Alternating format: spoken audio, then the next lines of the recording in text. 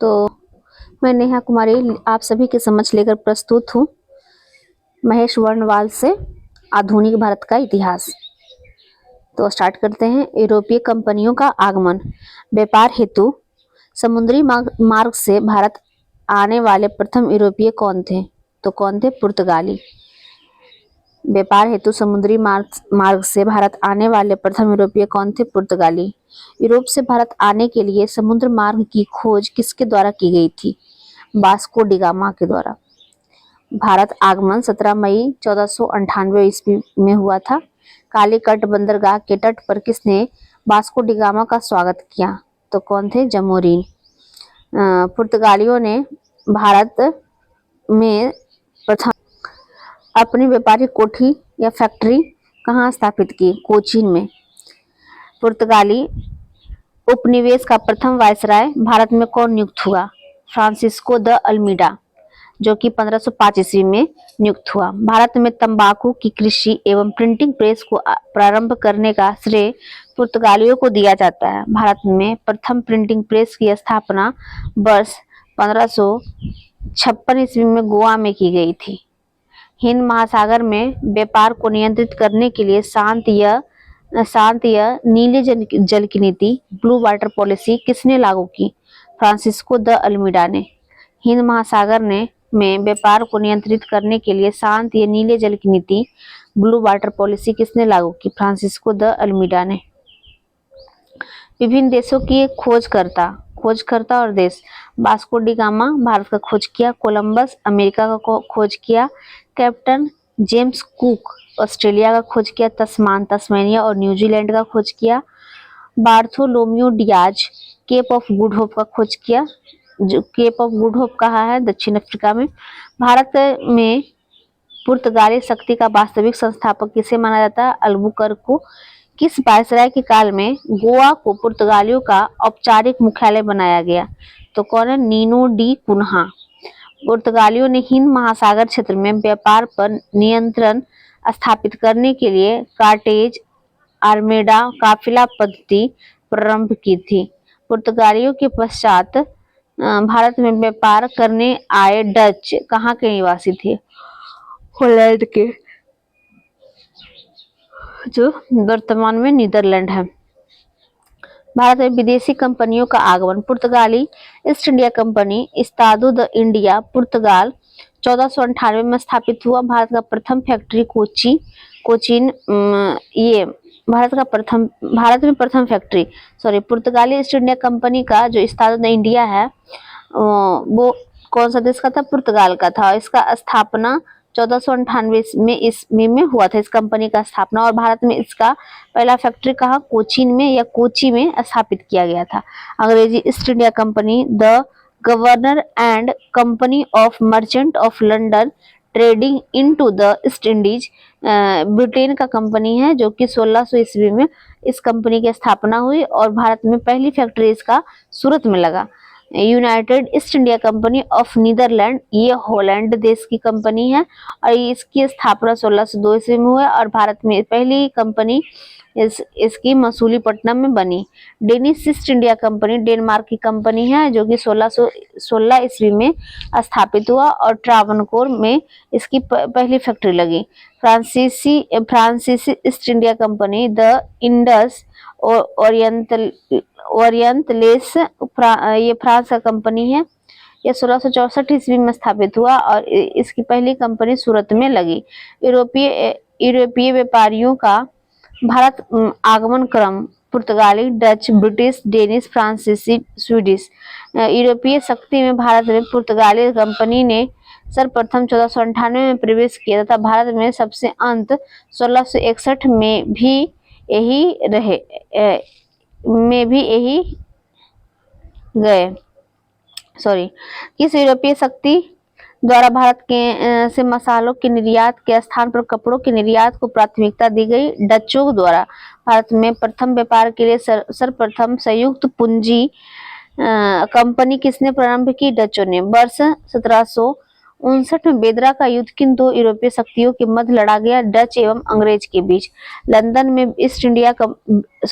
में British east India company के गठन के समय भारत का सम्राट कौन था? अकबर। लंदन में ब्रिटिश ईस्ट इंडिया कंपनी के गठन के समय भारत का सम्राट कौन था? अकबर। ब्रिटिश सम्राट जेम्स प्रथम का दूत बनकर भारत में व्यापारी कोठी स्थापित करने के उद्देश्य से जहांगीर के दरबार में आने वाला ब्रिटिश नागरिक कौन था? Captain Hawkins. वर्ष 1608 में ब्रिटिश सम्राट जेम्स प्रथम का दूत बनकर भारत में व्यापारिक कोठी स्थापित करने के उद्देश्य से जहांगीर के दरबार में आने वाला ब्रिटिश नागरिक कौन था? Captain Hawkins. वर्ष 1608 में ब्रिटिश ईस्ट इंडिया कंपनी द्वारा भारत में प्रथम अस्थायी कारखाना मसूलीपट्टनम 1611 ईस्वी में तथा प्रथम अस्थायी कारखाना सूरत 1613 ईस्वी में स्थापित किया गया था। ईस्ट इंडिया कंपनी के किस अंग्रेज गवर्नर को औरंगजेब द्वारा भारत से निष्कासित किया गया? सर जॉन चाइल्ड्स को। औरंगजेब क्या किया? चाइल्ड को, बच्चा लोग को बाहर निकाल दिया। तो औरंगजेब द्वारा भारत से निष्कासित किस अंग्रेज गवर्नर को किया गया? सर जॉन चाइल्ड को। हैमिल्टन द्वारा असफल उपचार किए जाने के कारण किस मुगल बादशाह द्वारा ईस्ट इंडिया कंपनी के लिए वर्ष 1717 में महाधिकार पत्र जारी किया गया? फारूक शेर द्वारा। हैमिल्टन द्वारा सफल उपचार किए जाने के कारण, क्योंकि फारूक शेर को हो गया था बीमारी, तो उसका उपचार कौन किया था? हैमिल्टन। हैमिल्टन द्वारा सफल उपचार किए जाने के कारण किस मुगल बादशाह द्वारा ईस्ट इंडिया कंपनी के लिए वर्ष 1717 ईस्वी में महाधिकार पत्र जारी किया गया? फारूक शेर द्वारा। 1661 ईस्वी में इंग्लैंड के राजा चार्ल्स द्वितीय का विवाह पुर्तगाली राजकुमारी कैथरीन के साथ हुआ। इस अवसर पर पुर्तगालियों ने चार्ल्स द्वितीय को दहेज के रूप में बंबई द्वीप प्रदान किया। 1668 ईस्वी में चार्ल्स द्वितीय ने पोलैंड वार्षिक किराया लेकर बंबई ईस्ट इंडिया कंपनी को दे दिया। प्रमुख शहरों के संस्थापक। कलकत्ता के संस्थापक है जॉब चॉर्नोक।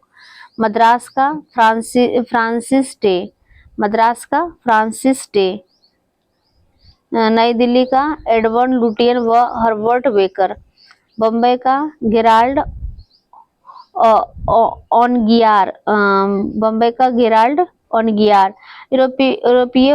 यूरोप वासियों के लिए सर्वोत्तम सोना और अफीम प्राप्ति का मुख्य क्षेत्र था बिहार।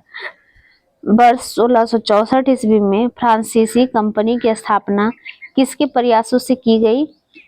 कोलवर्ट के द्वारा। वर्ष 1664 ईस्वी में फ्रांसीसी कंपनी की स्थापना किसके प्रयासों से की गई? कोलवर्ट के द्वारा। फ्रांसीसी कंपनी की स्थापना किसके कार्यकाल में की गई? लुई 14वें के कार्यकाल में। फ्रांसीसी कंपनी की स्थापना किसके कार्यकाल में की गई? लुई 14वें के कार्यकाल में। फ्रैंक कैरो के द्वारा भारत में प्रथम फ्रांसीसी फैक्ट्री की स्थापना कहाँ की गई? सूरत 1668 ईस्वी में। फ्रैंक कैरो के द्वारा भारत में प्रथम फ्रांसीसी फैक्ट्री की स्थापना कहाँ की गई थी? सूरत 1668 ईस्वी में।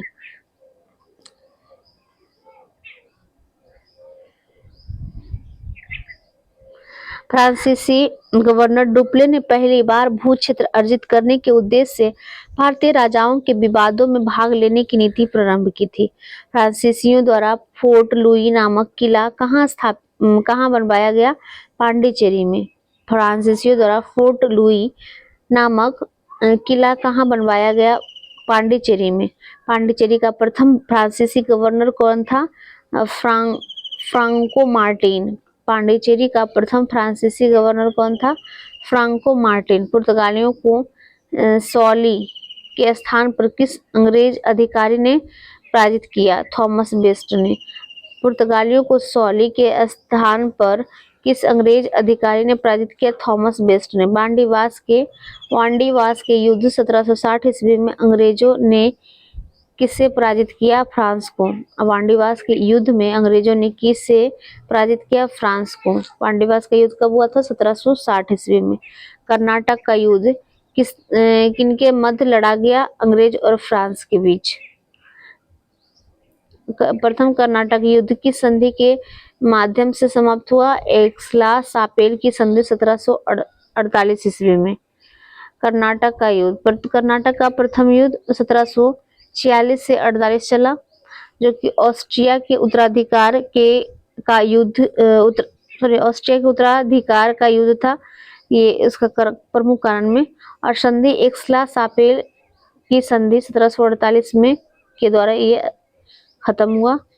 परिणाम इसका हो गया अनिर्णित। अनिर्णित मतलब कोई निर्णय नहीं हुआ। द्वितीय 1751 से 55 ईस्वी के बीच में हुआ। कर्नाटक के उत्तराधिकार का युद्ध था। एक पहला हो गया जो ऑस्ट्रिया का उत्तराधिकार और दूसरा कर्नाटक का उत्तराधिकार। 51 से 55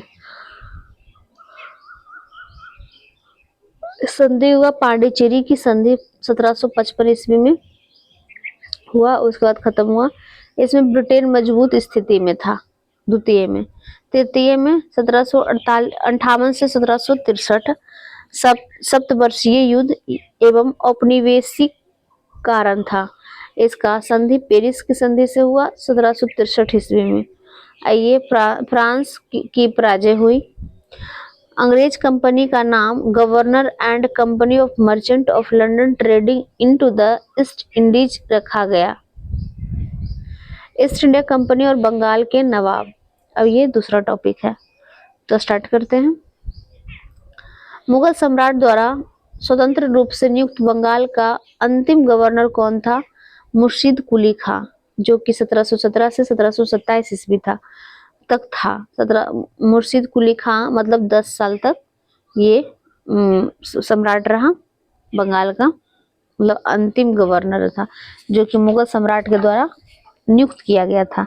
मुगल सम्राट द्वारा स्वतंत्र रूप से नियुक्त बंगाल का अंतिम गवर्नर कौन था? मुर्शीद कुली खां, 1717 से 1727 ईस्वी। मुर्शीद कुली खां ने अपनी राजधानी ढाका से कहां हस्तांतरित की? मुर्शिदाबाद। बंगाल के किस गवर्नर ने यूरोपियों की तुलना मधुमक्खियों से की थी? अलीवर्दी खां। बंगाल के किस गवर्नर ने यूरोपियों की तुलना मधुमक्खियों से की थी? अलीवर्दी खां।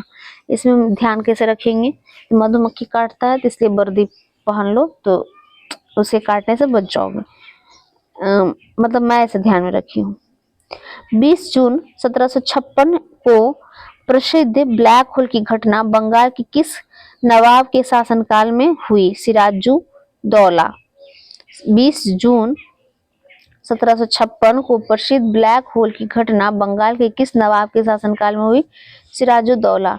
9 फरवरी 1757 को अलीनगर की संधि किसके मध्य संपन्न हुआ? क्लाइव एवं सिराजुद्दौला। 9 फरवरी 1756 को अलीनगर की संधि किसके मध्य संपन्न हुई? क्लाइव और सिराजुद्दौला। भारतवर्ष में ब्रिटिश साम्राज्य का संस्थापक लॉर्ड रॉबर्ट क्लाइव को माना जाता है, जिसने प्लासी के युद्ध 23 जून 1757 में बंगाल के नवाब सिराजुद्दौला को पराजित कर पहली बार भारत में ब्रिटिश प्रभुता की नींव रखी थी।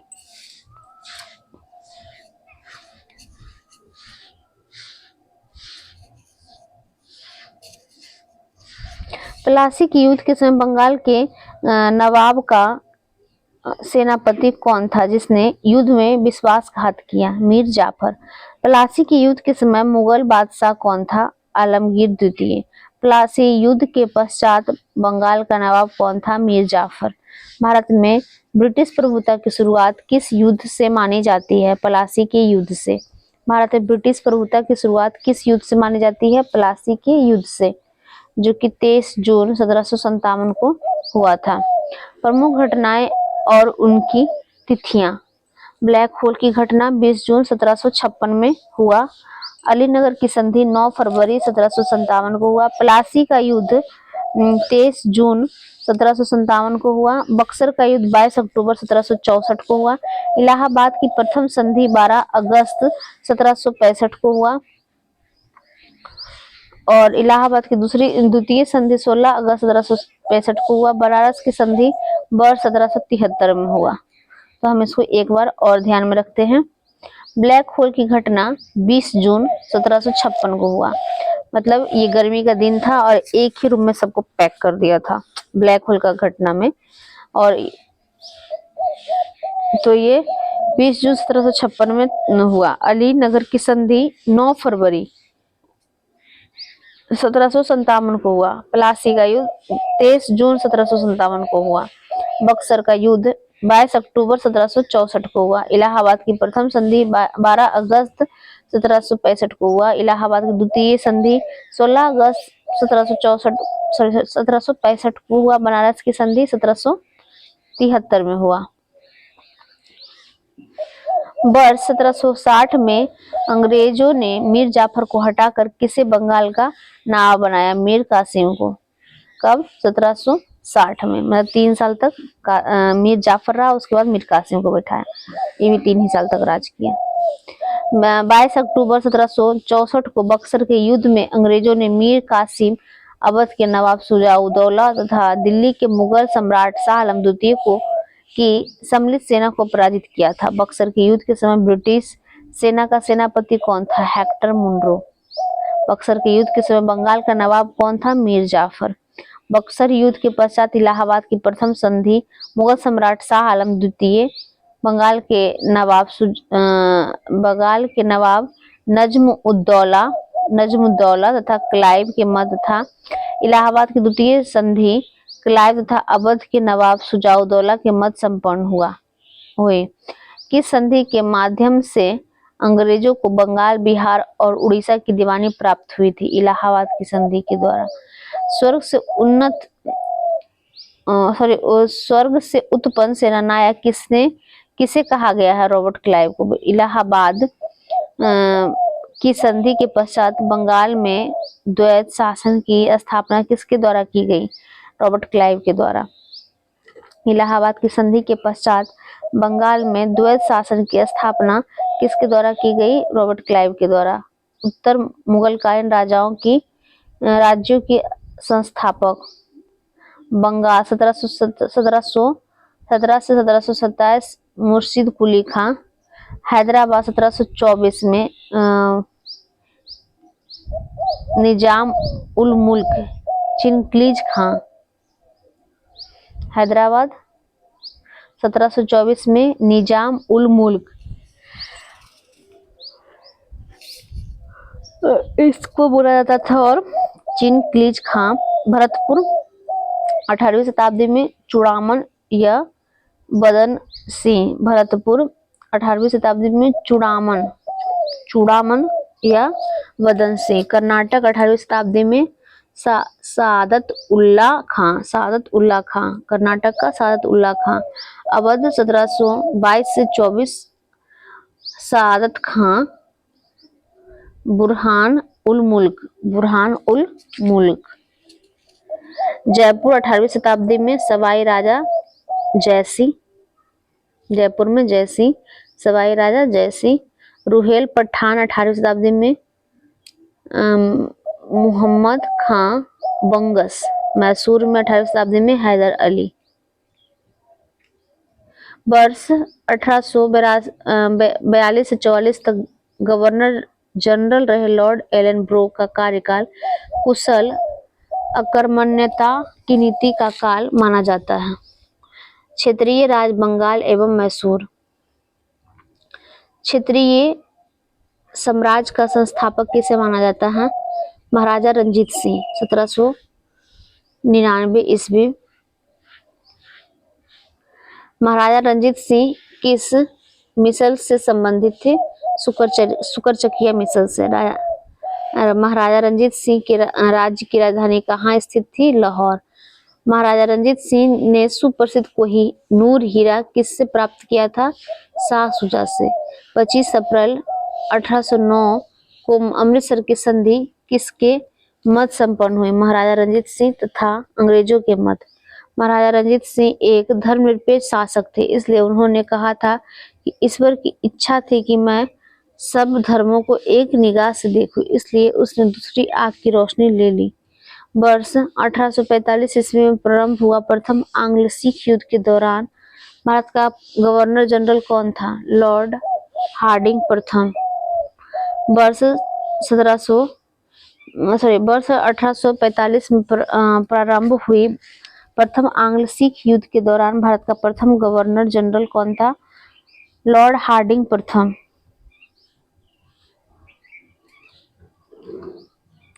प्रथम आंग्ल सिख युद्ध किस संधि द्वारा समाप्त हुआ? लाहौर की संधि 1846 ईस्वी में। महाराजा रंजीत सिंह का उत्तराधिकारी कौन था? खड़क सिंह।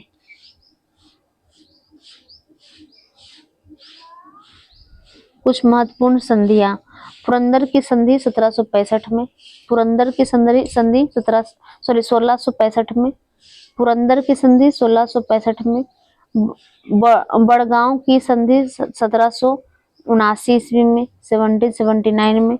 सालवाई की संधि 1782 ईस्वी में। देवगांव की संधि 1803 में। सुरजी अर्जुन गांव की संधि 1803 में। पूना की संधि 1817 में। लाहौर की संधि 1806 में। अमृतसर की संधि 1809 में। अब इसको हम कोरिलेट करके देखते हैं अगर हो पाए तो। पुरंदर की संधि 1765 में, 1665 में। पुरंदर की संधि 1665 में। बड़गांव की संधि 1779 में, 1779 ईस्वी में। सालवाई की संधि 1882 ईस्वी में। देवगांव की संधि 1803 ईस्वी में। देवगांव और अर्जुन गांव मतलब दोनों मिलता जुलता है, तो इसकी संधि हुआ 1803 में। देवगांव की संधि 1803 में और सुरजी अर्जुन गांव की संधि 1803 में। पूना की संधि 1817 में। लाहौर का संधि 1806 ईस्वी में। अमृतसर की संधि 1809 ईस्वी में। द्वितीय आंग्ल सिख युद्ध किस गवर्नर जनरल के कार्यकाल में हुआ? लॉर्ड डलहौजी। 13 जनवरी 1849 को हुए चिलियावाला युद्ध में अंग्रेजी सेना का नेतृत्व किसके द्वारा किया गया? लॉर्ड गफ के द्वारा।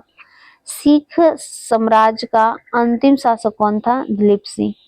वर्ष 1849 में हुए ब्रिटिश साम्राज्य में सिख साम्राज्य के विलय के दौरान भारत का गवर्नर जनरल कौन था? लॉर्ड डलहौजी। स्वतंत्र राज्य के रूप में मैसूर की स्थापना किसके द्वारा स्थापित की गई? हैदर अली। आंग्ल मैसूर संघर्ष। प्रथम आंग्ल मैसूर युद्ध 1767 से 69, 1767 से 1769 तक हुआ। इसका मैसूर का शासक हैदर अली था। बंगाल का गवर्नर लॉर्ड बेरेलस्ट और संधि मद्रास की संधि से समाप्त हुआ 1769 में। विशेष हैदर अली दक्षिण भारत का प्रथम शासक था जो अंग्रेजों से पराजित नहीं हुआ। द्वितीय आंग्ल मैसूर युद्ध 1780 से 84 ईस्वी में हुआ। मैसूर का शासक हैदर अली था। बंगाल का गवर्नर वॉरेन हेस्टिंग था। संधि मंगलौर की संधि से समाप्त हुआ जो कि 1784 ईस्वी में हुआ, मंगलौर की संधि।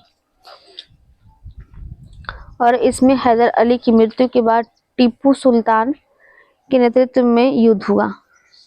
तृतीय आंग्ल मैसूर युद्ध 1790 से 92 तक हुआ। इसके मैसूर का शासक टीपू सुल्तान था और गवर्नर था लॉर्ड कॉर्नवालिस।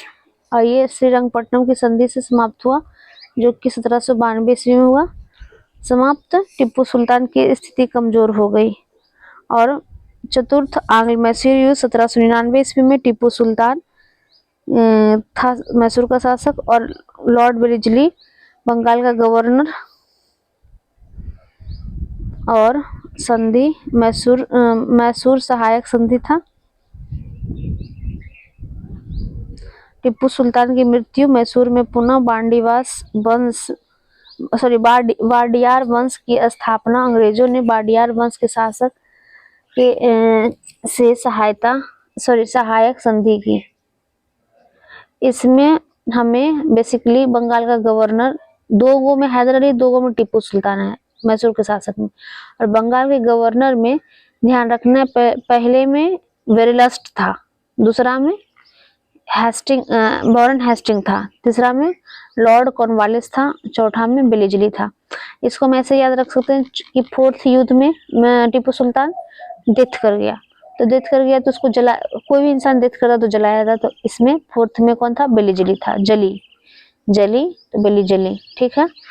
तृतीय में फर्स्ट में वेरिलस्ट मतलब बेरे लस्ट, तो ऐसे बेस्ट वेस्ट करके ध्यान रख सकते हैं, तो बेस्ट बेरेलस्ट, तो फर्स्ट में बेस्ट आया, तो हैशटैग बेस्ट आया, तो हैशटैग कान का बाली दिया, तो बेरेलस्ट फर्स्ट में, हेस्टिंग वॉरेन हेस्टिंग सेकेंड में, और कॉर्नवालिस थर्ड में, बेलिजली फोर्थ में, ठीक है। और संधि तो ध्यान रखना ही पड़ेगा, फर्स्ट में मद्रास की संधि हुआ, सेकेंड में मंगलौर की संधि हुआ, थर्ड में श्रीरंगपट्टनम की संधि, और फोर्थ में मैसूर सहायक संधि हुआ। समय भी ध्यान रखना पड़ेगा कि फर्स्ट बार में 2 साल युद्ध हुआ, 1767 से 69, द्वितीय में 80 से 84 4 साल हुआ, तृतीय में फिर 2 साल हुआ, जो फोर्थ में 1799, मतलब ये कि 1700 ईस्वी का वो लास्ट ईयर्स चल रहा था, उसके बाद 1800 आ जाता, 1799 में टीपू सुल्तान की मृत्यु भी हो गई। सिख साम्राज्य के महाराजा रंजीत सिंह की तुलना फ्रांसीसी यात्री विक्टर जाकमा ने नेपोलियन से की थी। जाकमा, फ्रांसीसी यात्री विक्टर जाकमा ने नेपोलियन से की थी महाराजा रंजीत सिंह की तुलना। अब आगे हम पढ़ेंगे ब्रिटिश राजनीतिक एवं प्रशासनिक नीतियां। अंग्रेजों का भारत का वास्तविक राजनीतिक नियंत्रण कब प्रारंभ हुआ? अंग्रेजों का भारत पर वास्तविक राजनैतिक नियंत्रण कब प्रारंभ हुआ? इलाहाबाद की संधि से, वर्ष 1765 में। बंगाल में द्वैत शासन किसके द्वारा लागू किया गया? लॉर्ड क्लाइव के द्वारा। बंगाल में द्वैत शासन किसके द्वारा लागू किया गया? लॉर्ड क्लाइव के द्वारा। वर्ष 1772 में किस गवर्नर ने द्वैत शासन को समाप्त कर दिया? वॉरेन हेस्टिंग को। वर्ष 1772 में किस गवर्नर ने द्वैत शासन को समाप्त कर दिया? वॉरेन हेस्टिंग को।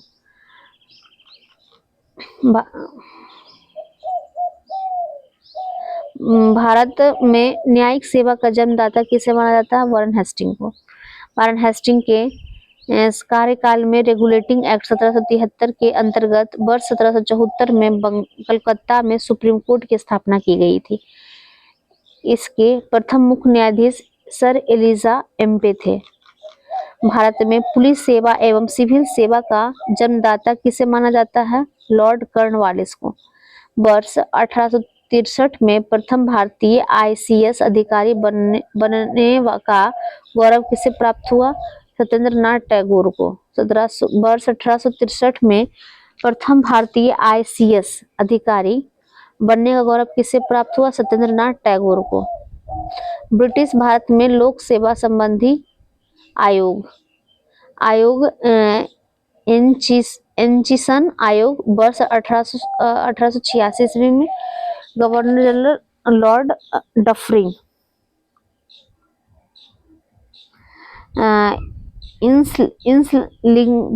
इंसलिंगटन आयोग 1912 ईस्वी में आया, जो कि लॉर्ड हार्डिंग द्वितीय के गवर्नर जनरल काल में। ली आयोग 1923 ईस्वी में लॉर्ड रीडिंग। ली आयोग लॉर्ड रीडिंग 1923 ईस्वी में। फिर से एक बार देखते हैं, ब्रिटिश भारत में लोक सेवा संबंधी आयोग कौन कौन सा है? एचिंसन आयोग 1886 ईस्वी में लॉर्ड डफरिन के द्वारा गवर्नर जनरल काल में। इंसलिंगटन आयोग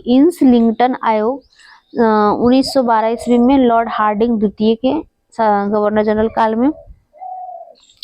ली आयोग 1923 ईस्वी में लॉर्ड रीडिंग के गवर्नर जनरल काल में। भारत सरकार अधिनियम 1935 के अंतर्गत संघीय लोक सेवा आयोग के गठन का प्रावधान किस आयोग के सुझाव पर किया गया? ली आयोग। भारत सरकार अधिनियम 1935 के अंतर्गत संघीय लोक सेवा आयोग के गठन का प्रावधान किस आयोग के सुझाव पर किया गया? ली आयोग के सुझाव पे। भूमि सुधार के उद्देश्य से भारत में अस्थायी बंदोबस्त प्रणाली किसके द्वारा लागू की गई? Lord Cornwallis. भूमि सुधार के उद्देश्य से भारत में अस्थायी बंदोबस्त प्रणाली किसके द्वारा लागू की गई है? Lord Cornwallis. भारत में साम्राज्य विस्तार के उद्देश्य से सहायक संधि प्रणाली की शुरुआत किसके द्वारा की गई है? Lord Wellesley. भारत में साम्राज्य विस्तार के उद्देश्य से सहायक संधि प्रणाली की शुरुआत किसके द्वारा की गई है? Lord Wellesley. सहायक संधि स्वीकार करने वाला प्रथम राज्य कौन था? हैदराबाद, 1798 ईस्वी में। व्यापकता का सिद्धांत या राज हड़प नीति डॉक्ट्रिन्स ऑफ लैप्स को किसके द्वारा लागू किया गया? लॉर्ड डलहौजी।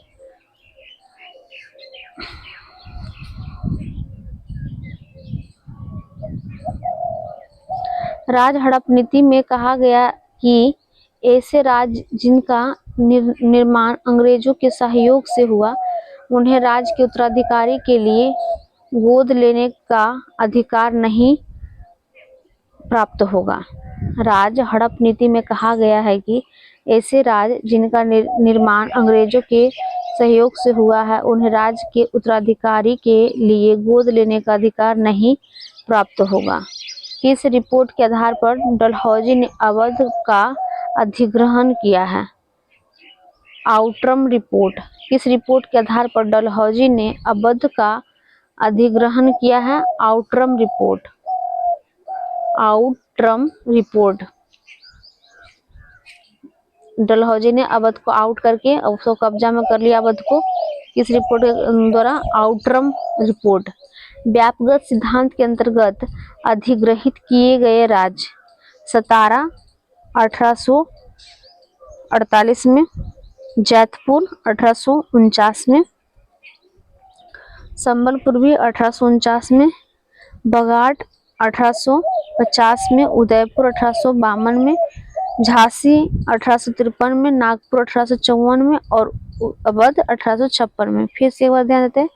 सतारा 48 में, जैतपुर 49 में, संबलपुर 49 में, बगाट 1850 में, उदयपुर 1852 में, झांसी 53 में, नागपुर 54 में और अवध 56 में।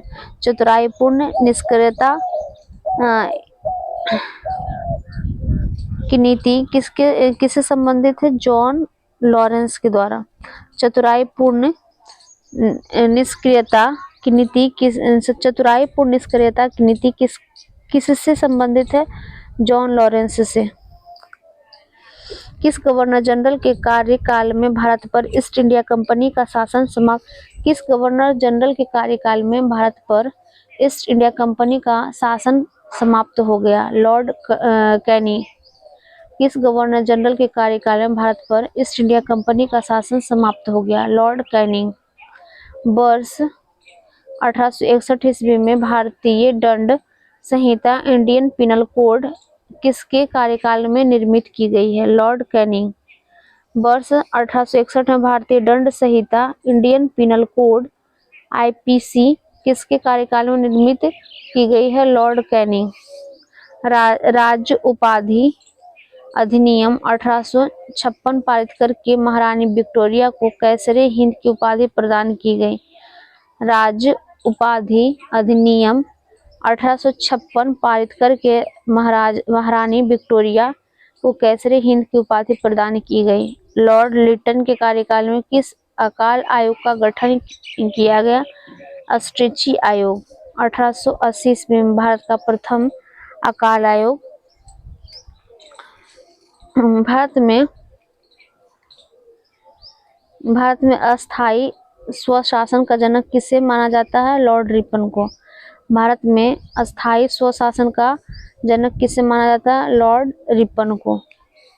ब्रिटिश काल में विभिन्न क्षेत्रों पर अधिकार देश वर्ष और गवर्नर जनरल या वायसराय। नेपाल 1816 ईस्वी में गवर्नर जनरल और वायसराय में लॉर्ड हेस्टिंग। सिंध 1843 ईस्वी में लॉर्ड एलनब्रो। भूटान 1865 ईस्वी में लॉर्ड लॉरेंस। बर्मा 1850 ईस्वी में लॉर्ड डफरिन। 1849 ईस्वी में ब्रिटिश शासन में पंजाब का विलय हुआ। उस समय डलहौजी 1848 से 1856 ईस्वी तक भारत का गवर्नर जनरल था। ब्रिटिश शासन का भारतीय अर्थव्यवस्था पर प्रभाव। धन निष्कासन के सिद्धांत ड्रेन ऑफ वेल्थ थ्योरी का प्रतिपादन किसने किया था? दादा भाई नौरोजी ने। धन निष्कासन के सिद्धांत ड्रेन ऑफ वेल्थ थ्योरी का प्रतिपादन किसने किया था? दादा भाई नौरोजी ने। वर्ष 1892 ईस्वी में लिबरल पार्टी के टिकट पर ब्रिटिश हाउस ऑफ कॉमन्स में चुने जाने वाले प्रथम भारतीय कौन थे? दादा भाई नौरोजी।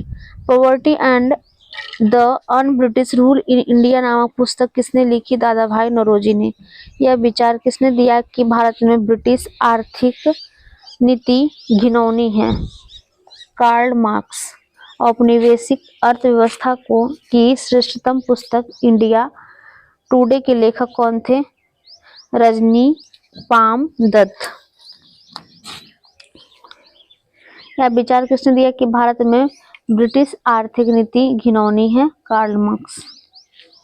यह विचार किसने दिया कि भारत में ब्रिटिश आर्थिक नीति घिनौनी है? Karl Marx. औपनिवेशिक अर्थव्यवस्था की श्रेष्ठतम पुस्तक इंडिया टुडे के लेखक कौन थे? रजनी पाम दत्त। रजनी पाम दत्त। वर्ष 1907 में टिस्को की स्थापना किसके द्वारा की गई? जे.एन. टाटा। कुटीर उद्योग के विकास हेतु ऑल इंडिया स्पिनर्स एसोसिएशन की स्थापना किसके द्वारा की गई थी? महात्मा गांधी के द्वारा। वर्ष 1854 ईस्वी में Bombay spinning and weaving company की सूती वस्त्र की फैक्ट्री किसके द्वारा स्थापित की गई थी? कावसजी डावर के द्वारा। कावसजी डावर के द्वारा। वर्ष 1855 ईस्वी में भारत का प्रथम जूट मिल कहाँ स्थापित किया गया था? सेरामपुर, पश्चिम बंगाल। वर्ष 1855 ईस्वी में भारत का प्रथम जूट मिल कहाँ स्थापित किया गया था? सेरामपुर, पश्चिम बंगाल। भारत का प्रथम चाय बागान कब स्थापित हुआ? वर्ष 1833 ईस्वी में। भारत का प्रथम चाय बागान कब स्थापित हुआ? वर्ष 1833 ईस्वी में। प्रसिद्ध इतिहासकार के.एम.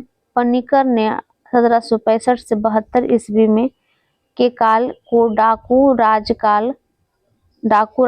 है। प्रसिद्ध इतिहासकार ने के.एम. पन्नीकर ने 1765 से 72 ईस्वी के काल को डाकू राज कहा है।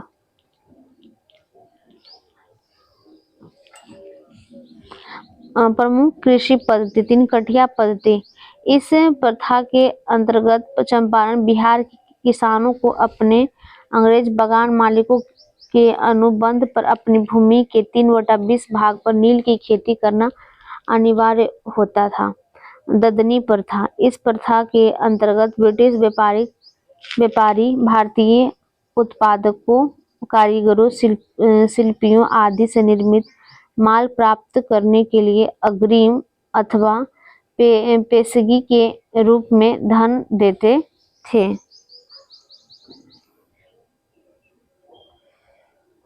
ब्रिटिशकालीन भू राजस्व व्यवस्था।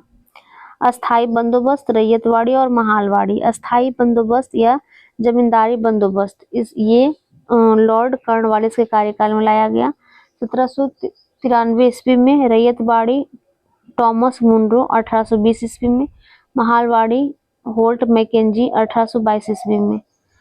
अस्थाई बंदोबस्त जमींदारी बंदोबस्त जो बंगाल, बिहार, उड़ीसा, उत्तर प्रदेश, बनारस और उत्तरी कर्नाटक में लाया गया। समस्त ब्रिटिश भारत का 19% भाग था। भूमि अधिग्रहण सदैव के लिए जमींदार को ब्रिटिश सरकार को राजस्व देने की जिम्मेदारी जमींदार की थी और ये रैयतवाड़ी, टॉमस मुनरो, बम्बई, मद्रास, असम। समस्त ब्रिटिश भारत का 51% भूमि का मालिक किसान था। ब्रिटिश सरकार को राजस्व देने की जिम्मेदारी किसान की कर दी गई। कर की दर 33% से 55%। उत्तर प्रदेश, मध्य प्रदेश और पंजाब। होल्ट मैकेंजी महालवाड़ी के अंतर्गत उत्तर प्रदेश, मध्य प्रदेश और पंजाब। समस्त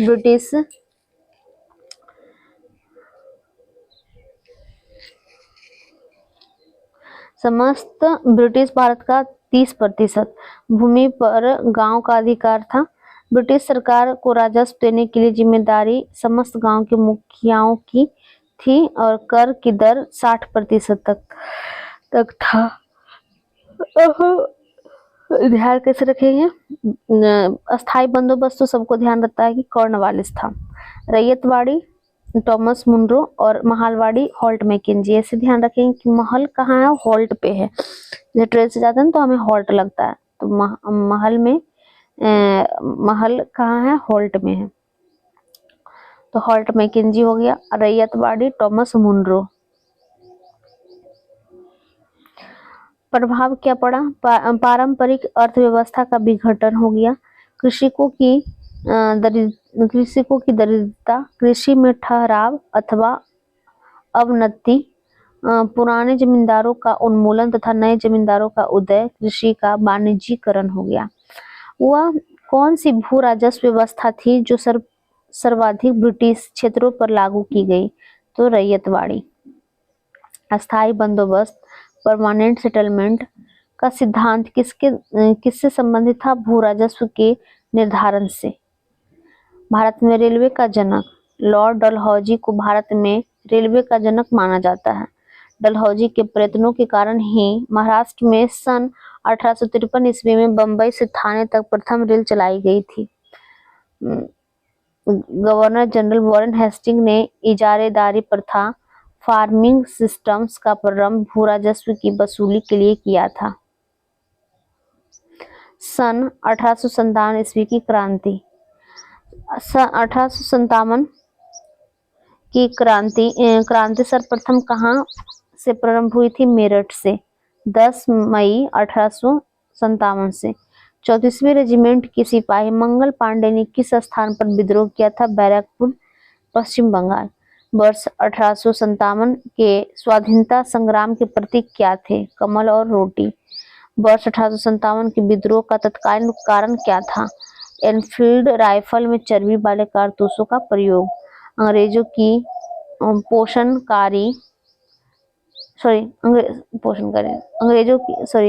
की शोषणकारी आर्थिक, राजनीतिक, धार्मिक एवं प्रशासनिक नीतियों के प्रभावों ने 1857 के विद्रोह को जन्म दिया। 1857 के विद्रोह के समय भारत का गवर्नर जनरल कौन था? Lord Canning. 1857 के विद्रोह के समय ब्रिटिश प्रधानमंत्री कौन था? पामस्टन। 1857 के स्वतंत्रता संग्राम से संबंधित पहली घटना कौन सी थी? सैनिकों का दिल्ली के लाल किले पर पहुंचना। 1857 के विद्रोह में भाग लेने वाले सर्वप्रथम सैनिक किस राज क्षेत्र की थी? अवध। 1857 में किसने इलाहाबाद को आपातकालीन मुख्यालय बनाया? लॉर्ड कैनिंग ने।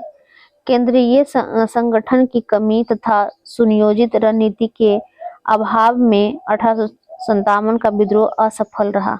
लखनऊ में 1857 की क्रांति का नेतृत्व किस महिला ने किया? बेगम हजरत महल ने। 1857 के स्वाधीनता संघर्ष में प्रमुख भूमिका निभाने वाली रानी लक्ष्मीबाई का जन्म कहाँ हुआ था? वाराणसी में। रानी लक्ष्मीबाई का अंतिम युद्ध में किसने पराजित किया? Captain Hugh Rose. असम में 1857 की क्रांति का नेता कौन था? दीवान मनीराम दत्त। फैजाबाद में विद्रोह कर रहे किस क्रांतिकारी को पकड़ने के लिए अंग्रेजों ने 50,000 रुपये का इनाम रखा था? मौलवी अहमदुल्ला। मौलवी अहमदुल्ला। कानपुर के विद्रोह का नेतृत्व कर रहे नाना साहब ने किसे अपना सेनापति नियुक्त किया था? तात्या टोपे। कानपुर के विद्रोह का नेतृत्व कर रहे नाना साहब ने किसे अपना सेनापति नियुक्त किया था? तो तात्या टोपे। और तात्या टोपे का नाम था रामचंद्र पांडुरंग। 1857 के विद्रोह के दौरान मुगल बादशाह बहादुर शाह जफर ने किसे अपना सेनापति नियुक्त किया? बख्त खां को। 1857 के विद्रोह के दौरान मुगल बादशाह बहादुर शाह जफर ने किसे अपना सेनापति नियुक्त किया? बख्त खां को। 1857 के विद्रोह के प्रमुख केंद्र व प्रमुख विद्रोही नेता दिल्ली से बहादुर शाह द्वितीय थे, जो सैन्य नेतृत्व कर रहा था बख्त खां। ये 11 मई 1857 में और दमन करता था निकलसन और हडसन और दिल्ली से हदसा के निकाल दिया, दमन करता हडसन और निकलसन। लखनऊ से बेगम हजरत महल और बिरजीस कादिर। बेगम हजरत महल और बिरजीस कादिर 4 जून 1857 को 2 जगह से, लखनऊ से और झांसी से भी। तो ये पहले लखनऊ का पढ़ रहे हैं। तो लखनऊ के में दमन करता कौन था? Colin Campbell. बेगम को कॉल करके कैंप में डाल दिया, मतलब याद करने का तरीका है, नॉट सच्चाई। झांसी, ग्वालियर से झांसी की रानी लक्ष्मीबाई थी और तात्या टोपे 4 जून 1857 को। और जनरल हिरोज, दमन करता कौन था? General heroes. कानपुर से नाना साहब तात्या टोपे सैन्य नेतृत्व कर रहे थे। ये 5 जून 1857 को स्टार्ट हुआ। और कॉलिन कैंपबेल, इस यहाँ पर भी कॉलिन कैंपबेल ही दमन किया है। इलाहाबाद में लियाकत अली 6 जून 1857 को। कर्नल नील, कौन था? कर्नल नील।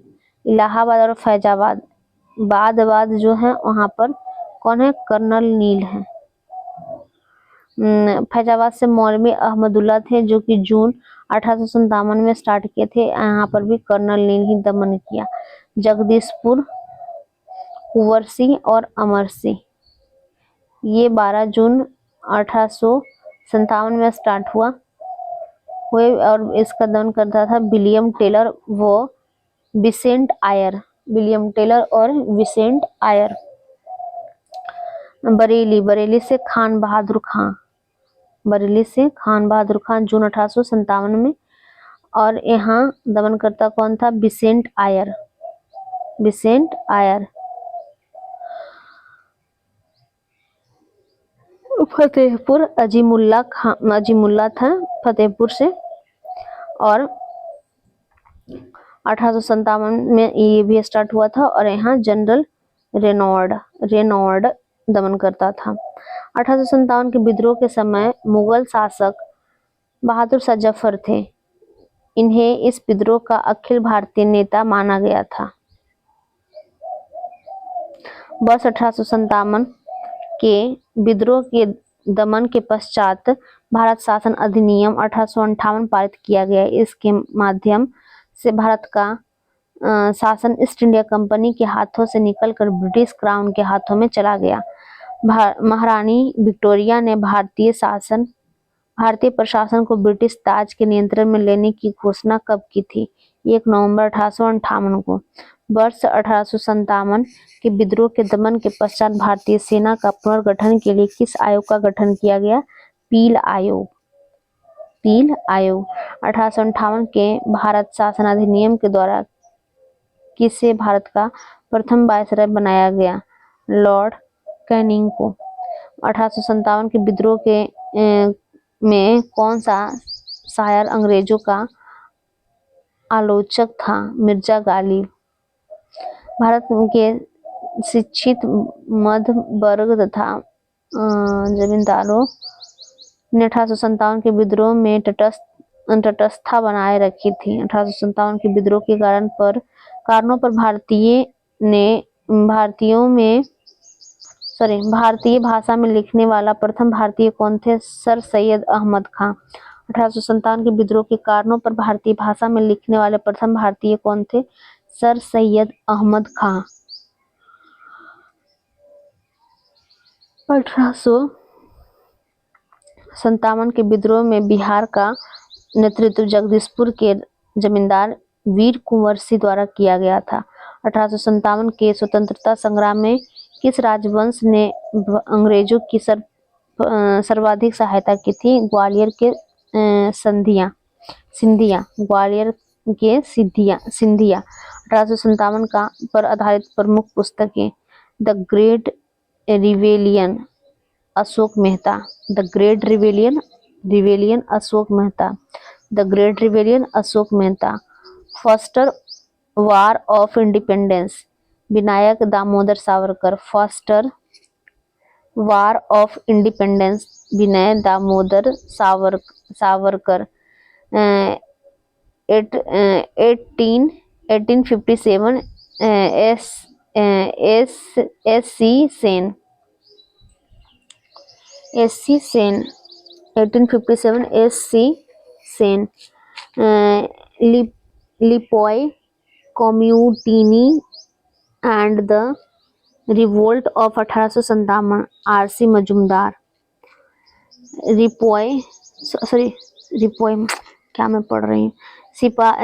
सिपाही mutiny and the revolt of 1857 R C. Majumdar. History of Indian mutiny T R. Holmes. History of Indian mutiny T R. Home. Rebellion 1857 P C. Joshi. Rebellion 1857 P C. Joshi. Causes of the Indian revolt Sir Syed Ahmad Khan. Causes of the Indian revolt Sir Syed Ahmad खां।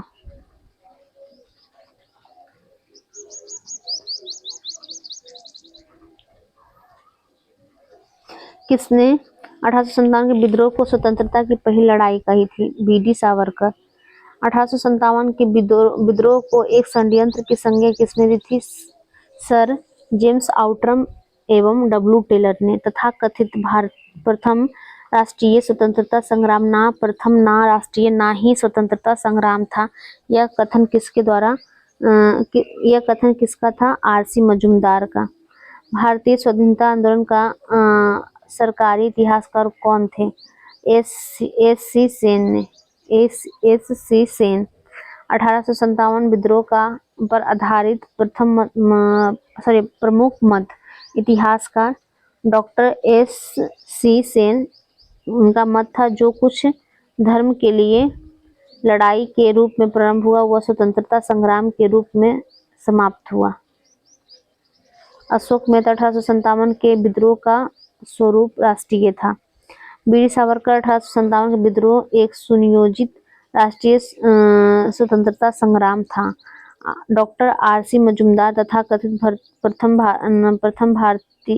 प्रथम राष्ट्रीय संग्राम ना तो प्रथम ना ही राष्ट्रीय और ना ही स्वतंत्रता संग्राम था। सर जॉन लॉरेंस या पूर्णतः सिपाही विद्रोह था।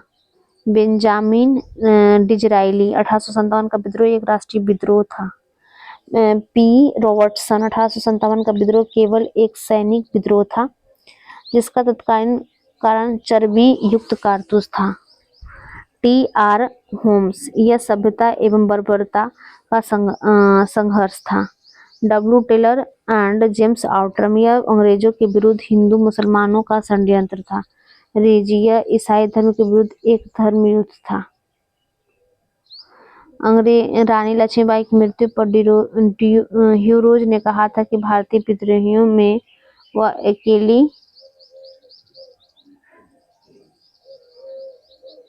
अकेली पुरुष थी। और फिर नेक्स्ट टॉपिक आता है प्रमुख किसान एवं जनजातीय विद्रोह, जो कि हम अगले वीडियो में करेंगे ये और इसके आगे वाले टॉपिक। तो यहाँ तक बने रहने के लिए धन्यवाद। मिलते हैं नेक्स्ट वीडियो में।